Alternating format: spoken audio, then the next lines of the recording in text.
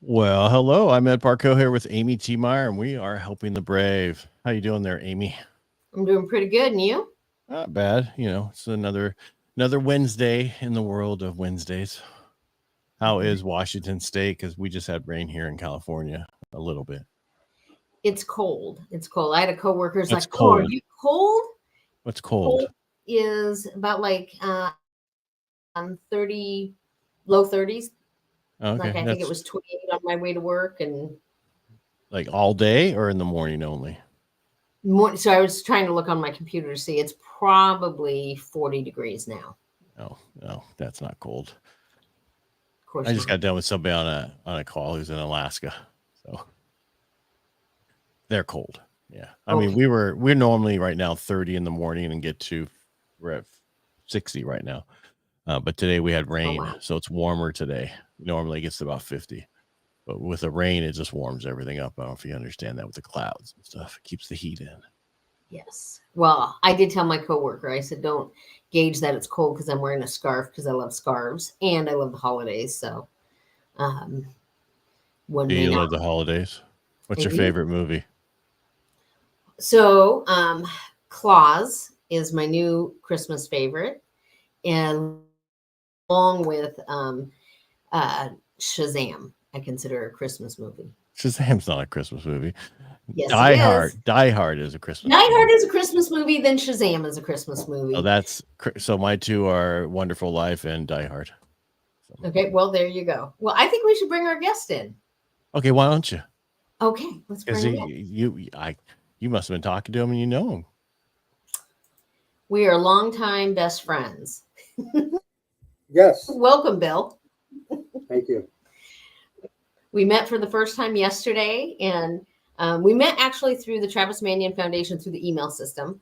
And he was sharing about what he's going to do, which he'll share in a little bit.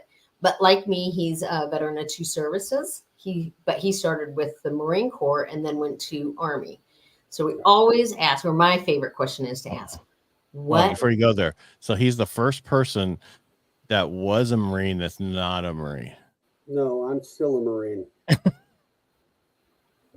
Nobody released me the started title. You're a soldier. in the Marine You're a Corps? soldier. And a soldier. No, I'm a Marine and a soldier. Because Soldier for a life. lot of times people will introduce a former Marine. I'm like, they're never former Marines. They're always a Veteran Marine. Marine. Yeah, Yeah. always a Marine. And I believe I Exactly. said he started in the Marine Corps, so I didn't say Yes. former Marine. But regardless, why did you pick the Marines? Oh, back in the age before fire. Uh, I come from a multi-generational family. Um, and if my father had not been in the Navy, he would have been in the Corps. And we knew a lot of Marines. I was going to enlist. He was an officer. If I went into the Navy, I would probably wound up um, under somebody he ticked off. So I went ahead and said, "Nah, I'm going to go into the Marine Corps because it's the men's department of the Navy." I was waiting for that. The Thank you. Department of the Navy. Yeah, that's But okay. I just I was at Camp Pendleton, so I was stationed with the Marines. So Marines are my people. So I'm hey, a corpsman. well, I semper fi, Doc. Um, yeah, I just if I'm gonna go, if I was gonna go for it, I was gonna go hard. I was in fact guaranteed avionics when I went in. I was going to be fixing the flight, the avionics for F-18s, and I said no. This may have been the stupidest mistake of my life, but I said I would rather be a machine gunner. And the recruiter said, "What?" Yeah. And it's history. And you want to go in as an E1, right? Okay. I didn't have a choice. No, a machine gunner. Okay. I paid for the e-ticket ride, and I got it. There you go. How long were you? How long were you in the Marine Corps? 13 years. And did you switch over to the Army? I didn't switch over to the Army. I thought, what did you? Marine and Share what with else? us what So happened. Yeah. I got out in '97, and I just the family life was a different path. So I decided I was going to hand off the torch to somebody who was breathing fire better than me.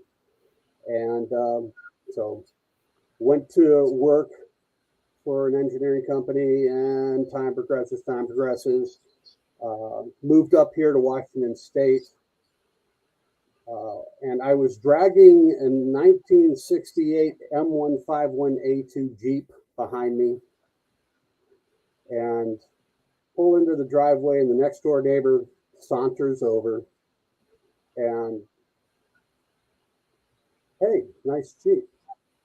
"Well, thank you very much." "Military?" Yeah, it's military. "USMC, Marines." "Hey, you're a sharp cookie, you absolutely are." "You were in?" Yep, I was in. And this is in 2004. And he says, "What'd you do in the Corps?" "I ran heavy machine guns." "Oh, 50 cals. Yeah. "Did you like it?" "Oh, yeah, I like it. I actually like to play with a 25 millimeter cannon."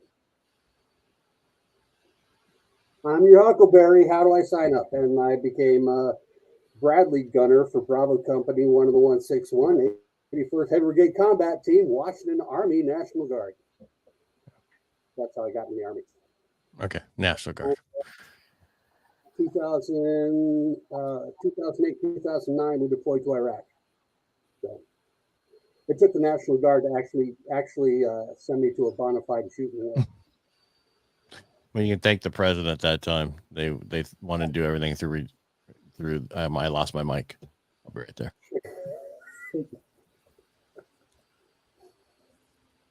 But we brought everybody back with all their fingers and toes, so it was a good deployment and pretty much closed out my military experience. Can you guys hear me that's now? really cool. We can hear you. Okay. So when you transitioned first out of the Marine Corps, were there any programs to help you find your first job? Did you take advantage of any of that? It was thank you for your service. Have a great day. Yep. Don't let the door kick in the ass. Okay, Archie Bunker. What? No, I just know the phrase. Don't let the doorknob hit you where the good Lord split you. So I was trying to be family friendly. So it's not a family friendly show. We check the box, not for kids. okay. Yeah. But there's a reason why not. That we're vets. Let's just move on. I got you. People go, I thought sailors cuss. I'm like, there was no cussing when I was in. We cuss. We're in the hospital. You got in trouble. So interesting. Yeah. All right. So can I ask a question now? So 13 years in, did something happen, or you just decided I'm not going to be here anymore? Or they said they didn't want? I mean, how was the transition? What made you up your mind to make that transition?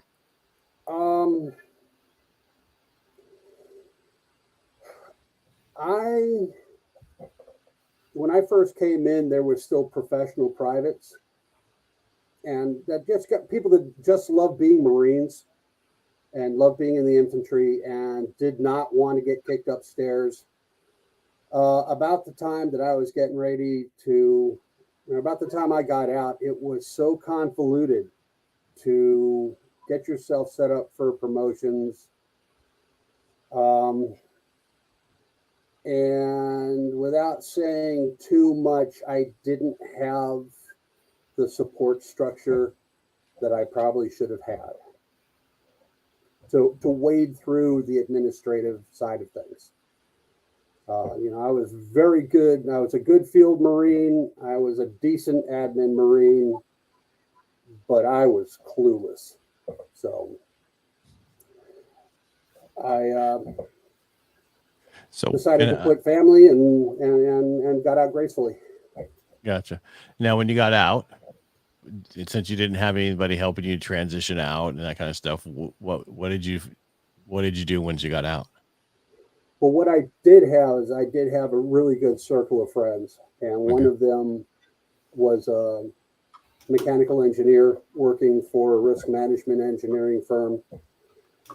Their primary job was to figure out everything that can go wrong and would go wrong in petrochemical refineries and nuclear power plants. And he knew me from some of my off-duty activities, doing some medieval reenactments. And he said, "Hey, I need somebody to help kick in doors, find information, and keep me out of trouble when I go walk on sites, and be my safety backup guy that I can trust. And I said, okay. So he brought me aboard, and it was sort of a learn by doing thing.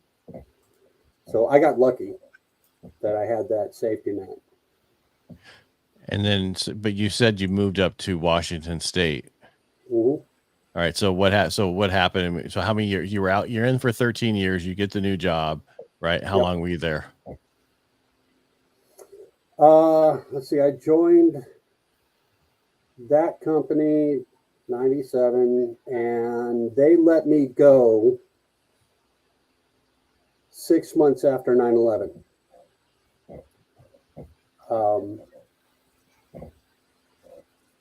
Which previously, before 9/11, my buddy and I had actually started as utilizing some of the company's risk management software and methodologies to do assessments, security assessments for nuclear power plants, petrochemical refineries, and other chemical storage type facilities. And there's a whole lot of lexicon having to do with lethal amounts of concentrations of chemicals, spread patterns that that are affected by meteorological conditions. We were working on all that, and they said, "Yeah, that looks good. That looks great. We don't need you anymore."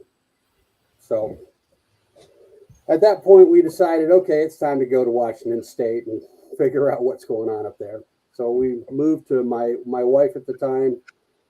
We moved up to Rockford, Washington, which is about 27 miles south of Spokane. I didn't ask, where were you? Where were you living before that? Yeah, I forgot to ask. I'm picking up the slack for you, man. No, you moved up to Washington State from where? From California. I just want to make sure. Yeah. Yeah. So were you in San Diego or where in California? Corona. Okay. Yeah. So we went from Camp Pendleton to Irvine to Corona, and then out of state. Amy, you have a question. I can see it written all over your face. So many questions. Okay, so when you went into the Washington National Guard, how long did you serve with them, or are you still serving? No, I got out when we got back from Iraq.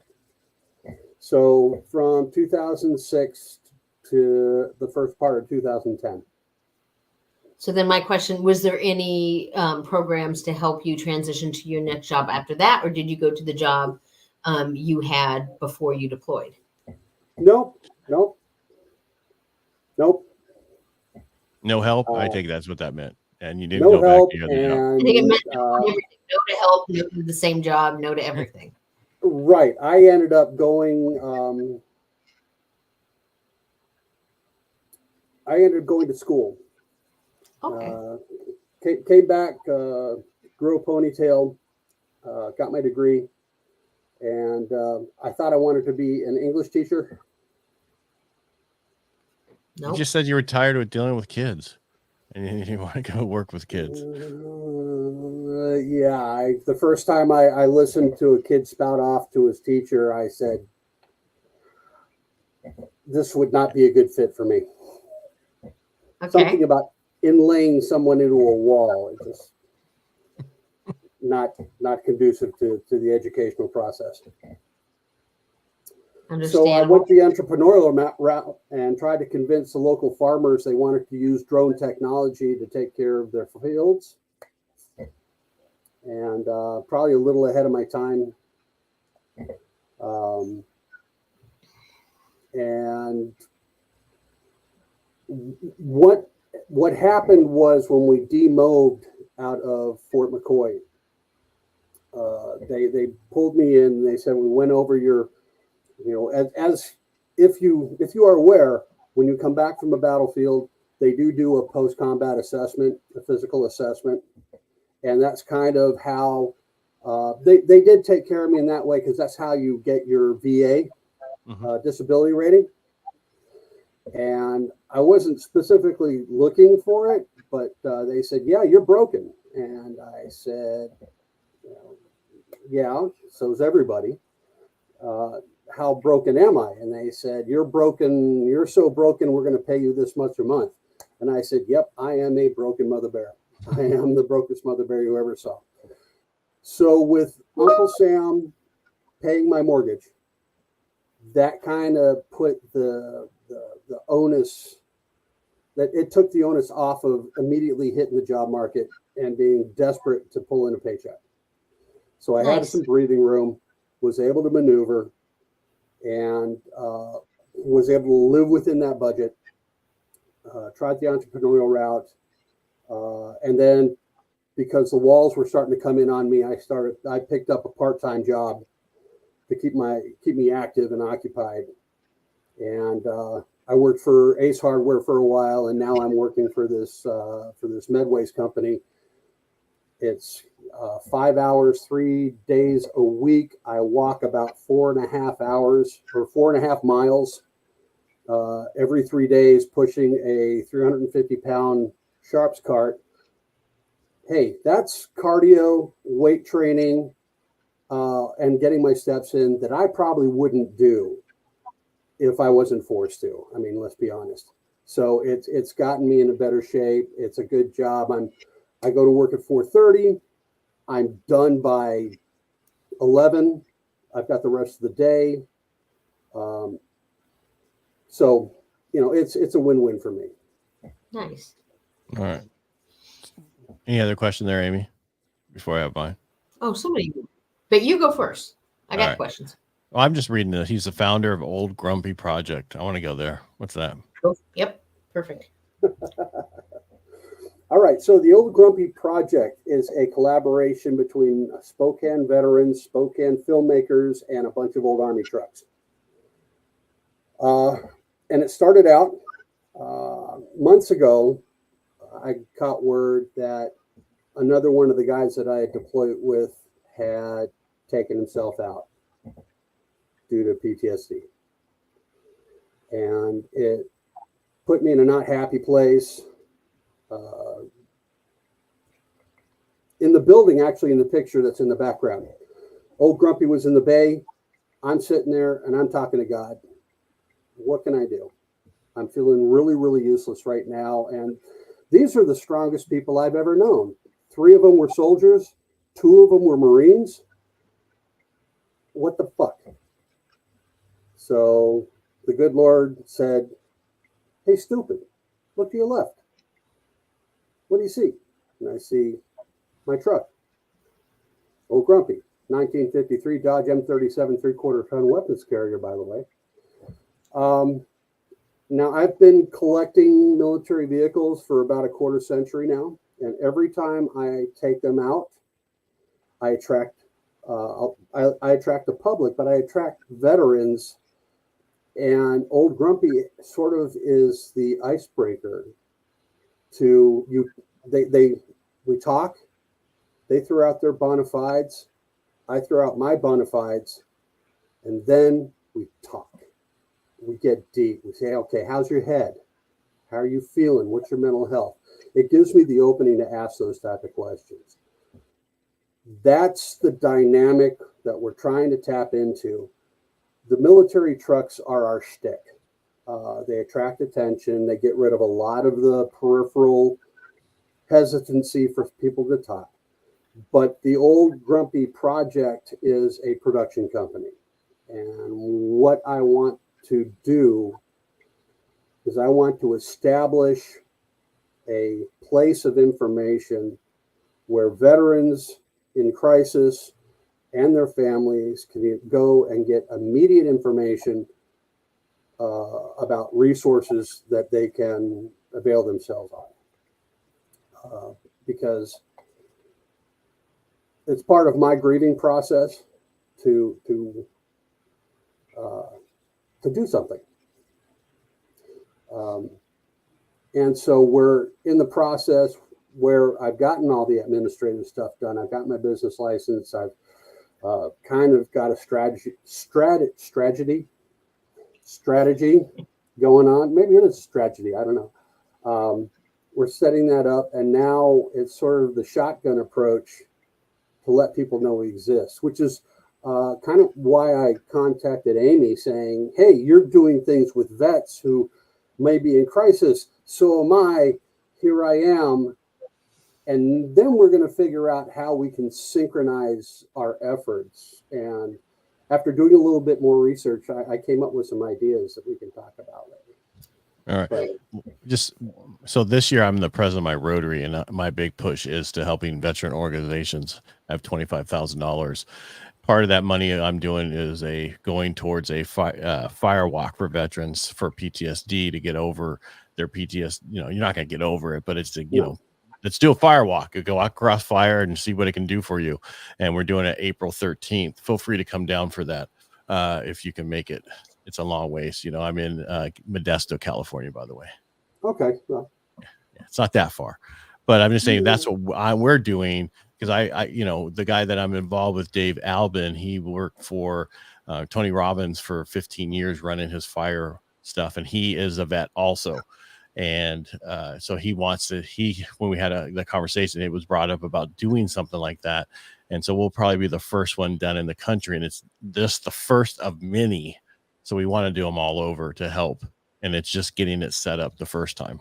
So cool. Yeah. Well, there's a part 2 to this. Once I figured out kind of the direction I wanted to head. Old Grumpy is a 70-year-old lady, and sometimes she doesn't behave. And she needs some preventative maintenance. She needs some upgrades. So my thought was film a 3-minute video, and then I can get around some of our local veteran-owned and anybody that might be interested, you know, pardon me, brother, can you spare a carburetor sort of thing. So I threw it out on the very local Facebook page saying, does anybody know the business end of a video camera? Let me segue for a second. Do you remember the show Z Nation? Maybe? I've heard of it, but I never watched it. Heard of it? Yeah. Okay. It was an independent zombie tongue-in-cheek based out of the almost the entire film crew is based out of Spokane. And apparently they're bored because the next person who contacted me was Daniel Schaefer, who was one of the staff writers. And he said, okay, so what do you want? And I kind of pitched him the idea. And he said, I'm interested in this. This sounds like a good project. And there was the icing on the cake where there were 2 things. When he came over, I was wearing a Hawaiian luau shirt. So we knew that, okay, this isn't some diehard jarhead, still doesn't realize that he's not out, hoorah, type A personality, which nothing wrong with those, but it didn't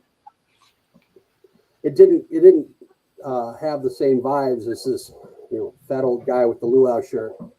And then when I took him for a ride with old Grumpy, I took him out for about a 10-minute drive. And as I pulled the truck back into the bay, she sputtered and died just perfectly. And he was tickled. And he said, I'm getting great vibes from this project, just from this introduction. So then we started talking about technical aspects. And then he brought one of the cinematographers to kind of consult, Sean Springer. And between the 2 of them, I listened to what they had at plans, and the scope of the project started getting bigger and bigger and bigger and bigger. And I said, hang on, guys, hang on. I am one guy. I've got an old truck. I've got the gift of gab, and I have a dream. This is getting bigger than me. And they said, and I said, I can't do this myself. And they said, Bill, from this point on, you don't have to. And that's when the Old Grumpy Project, the genesis, the spark hit. And since then, we've been collecting equipment for mobile podcasting, for bringing in some talent, going out and hooking up with the local veteran entrepreneur community, hitting veteran businesses, saying, "Hey, can you support this?" At some point we may figure out maybe how to monetize this so that we can fund our operation, because gas isn't cheap. But that's pretty much where we are now. Is we kind of know where we want to head. Now we have to start filling the war chest. And so that are you guys doing a documentary about this, or what are you doing? I mean, what's the plan with the whole project? Well, it's going to be a podcast.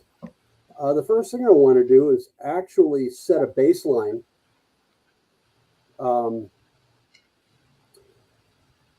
Establish clinically what is PTSD. I want to get in somebody from the VA. Let's talk about what PTSD is, how it's manifested, how you develop it, or how it develops in the mind. What are the mitigation measures, and go through all the medical stuff. And then once we establish that baseline, then we're going to bring on people, organizations, structured, not structured, that help support veterans and their support groups in dealing with PTSD. Our motto is PTSD is a demon. We're going to wrap a chain around its leg, drag it out into the sun, and then run it over the truck.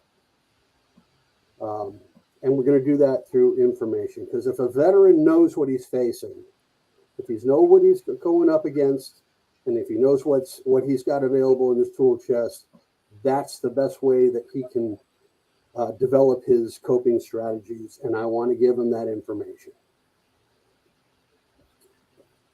More power to you. Yeah.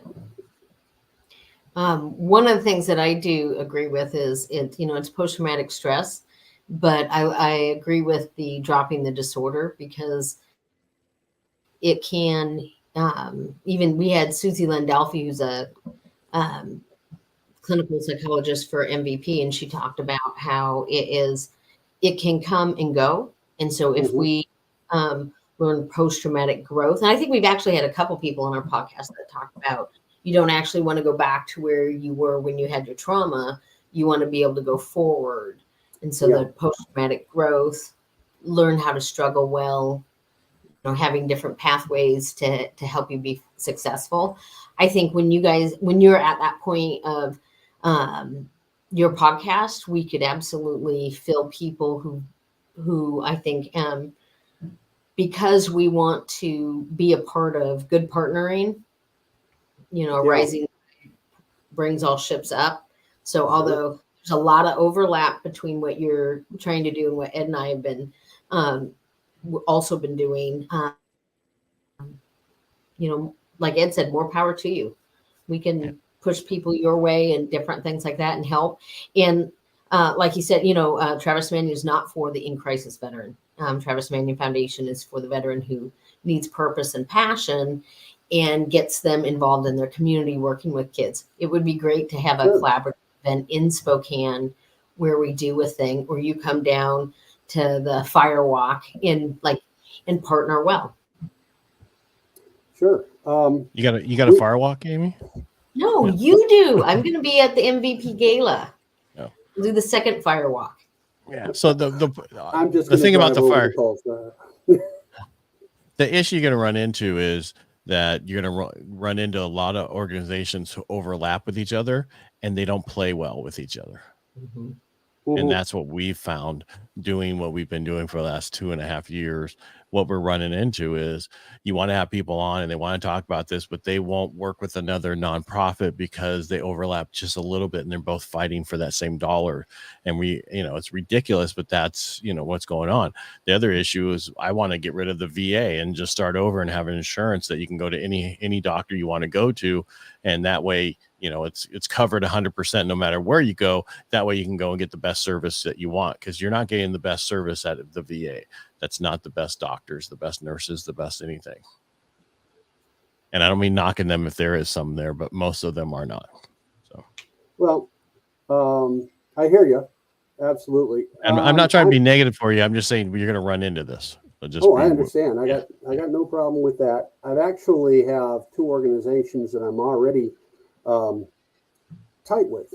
One is Hounds for Heroes, and it's two Air Force veterans who acquire and train service dogs for veterans, and they were instrumental in our first proof of concept podcast or recording. It's not really a podcast, but it was a recording where we dove into some pretty deep. Well, one of the other members of that organization is a Vietnam vet who, in his words, he was a walking nuclear bomb, just looking for a place to go off. And we were able to walk through his story without tripping anything. And so we knew, okay, we've got the right degree of empathy and compassion and tone to be able to touch in on these deep issues and then bring them back out into the sunshine. And, I asked him, is there a happy ending? And he said, I'm here. And yeah. So we were able to do that. The other organization is Andrew Holstein and his wife. God forgive me, I do not remember her name, but it's Heroes Homestead in Clayton, Washington. Basically doing the same thing, fighting against the stressors that would cause someone to enact a permanent solution to a temporary problem. But he is focused on the entire family, and it's a holistic whole family thing, and it's a great organization. And it's the primary emphasis for me to get my truck up and running, because I promised him that I would support him to the hilt. And about that time, my truck crapped out. So there's sort of a dual reason for this happening, because I really want to support his mission by being a source of information to the world and tap into that dynamic. So there's gonna be conflicts, I'm sure. I've seen it happen. We'll figure out a way to get around it. Yeah, I'm just telling you it's there. So just, tell them to, I want to get rid of them. We just found silos along the way that we've seen, and it's too bad. We should be here for the vet, period. All right. So what do you need going forward besides a carburetor? Actually, Old Grumpy is in the process of getting her engine rebuilt. Funding right now. Funding and mentoring in the actual putting together the nuts and bolts of the Old Grumpy operation. I've got another outfit, Golden Gem. It's a Layshaw roasting company. They're a local family that has